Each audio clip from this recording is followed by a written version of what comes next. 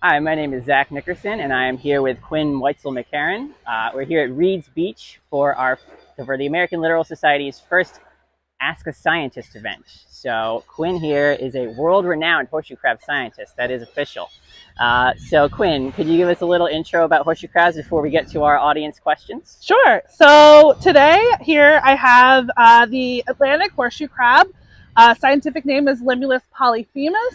Horseshoe crabs come up on the beaches between May and June to spawn and lay eggs. And they can be found from Maine all the way down to the Yucatan Peninsula. This is a male horseshoe crab, so we're gearing up on high tide today, and they'll be coming up shortly to spawn and lay eggs.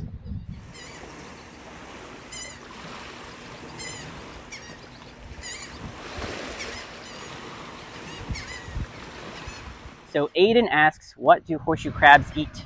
So horseshoe crabs live on the bottom of the bay and seafloor. So they eat organisms that you can find on the bay and seafloor, like small little clams, mussels, and worms.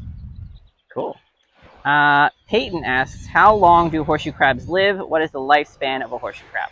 So horseshoe crabs can actually live up until about 20 years old.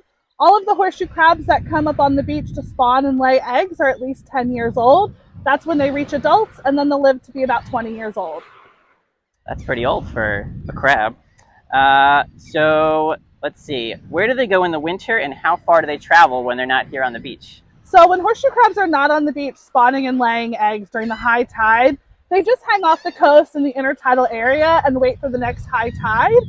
When it's not May and June and they're not up here spawning and laying eggs, horseshoe crabs actually travel as far out as the continental shelf, where they'll hang out for the winter until it's time to come up again next spring. Great.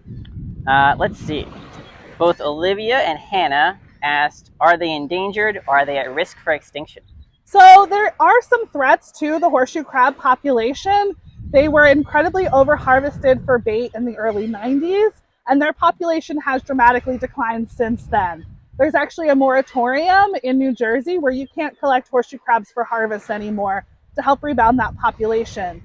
But some of the threats that horseshoe crabs face include habitat destruction. The more we develop our coast and put up bulkheads, we're cutting off the access for horseshoe crabs to come onto the beach to spawn and lay eggs. So they are not listed as endangered, but many agencies and organizations like the American Littoral Society are taking a closer look at their population size. Great. Let's see. Peyton asks a second question. Do they bite? As threatening as horseshoe crabs look, they do not bite at all. They're really harmless. That's good to know. Hillary asks, if I see a horseshoe crab on its back at the beach, what should I do? Great question. So when we have really rough waves, horseshoe crabs sometimes get turned upside down on their back, and that poses a natural threat to them where they can dry out in the sun. So if you do see horseshoe crabs on their back in the sand, you can just flip them back over. You never pick up a horseshoe crab by their tail. It's a very fragile part of them, but you can just simply flip them back over. Definitely good to know. Let's see. Lucia asks, why are horseshoe crabs important to humans? So horseshoe crabs are really important to the local ecology in Delaware Bay and to shorebirds, but they also play a really important role to humans as well. So their blood has a really cool thing that it does, and it clots or coagulates anytime it comes in contact with bacteria. And so a scientist discovered this in the 60s, and there's a test that was developed called the Limulus amoebocyte lysate test, and they use that in the biomedical industry to test anything that's going to be used on humans. So vaccines, medicines, pacemakers, anything in the biomedical industry is first tested using horseshoe crab blood to make sure it's safe for human use. Wow, that's pretty incredible. All right, our last audience submitted question is from Lindsay. What is the most surprising thing you've learned about horseshoe crabs through your work? The most surprising thing that I've learned about horseshoe crabs through my work is the common misconceptions that people have about horseshoe crabs. They are kind of scary looking, they're these prehistoric looking animals, but they really don't pose any kind of threat to you at all. They're not poisonous, they're not venomous, they don't sting, they don't bite, but so many people are kind of scared of them, and I was really shocked to learn that.